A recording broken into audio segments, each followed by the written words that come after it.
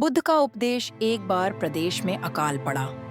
यह देखकर गौतम बुद्ध को बड़ा दुख। इन लोगों से कहा कि बहुत से लोग अन्न और वस्त्र के लिए तरस रहे हैं। उनकी सहायता करना हर मनुष्य का धर्म है। आप लोगों से जो कुछ बने वह दान करें। बुद्ध का उपदेश सुनकर सब लोग बिना दिए अपने अपने घर चले गए। एक गरीब व्यक्ति बैठा ही रहा। उसने सोचा कि मेरे पास तो ये वस्त्र हैं, अगर मैं इन्हें दूंगा तो नंगा हो जाऊंगा।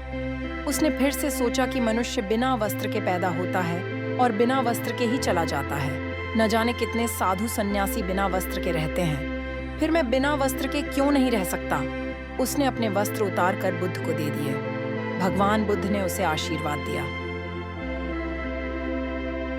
सारे सकुआ की सखा की कपलबा। प्रसन्न होकर घर की ओर चल पड़ा। वह खुशी से चिल्लाकर कह रहा था, मैंने अपने आधे मन को जीत लिया है। तभी सामने से राजा की सवारी आ रही थी। उस गरीब की बात सुनकर राजा ने उसे अपने पास बुलाया और पूछा कि तुमने आधे मन को कैसे जीता है। उस गरीब ने कहा कि भगवान बुद्ध दुखियों के लिए दान मांग रहे थे। यह सुनकर मैंने अपने वस्त्र उतार दिए।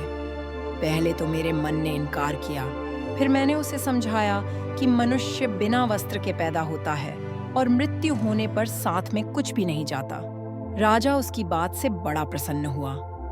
उसने मोतियों का हार और कीमती वस्त्र उसे दिए।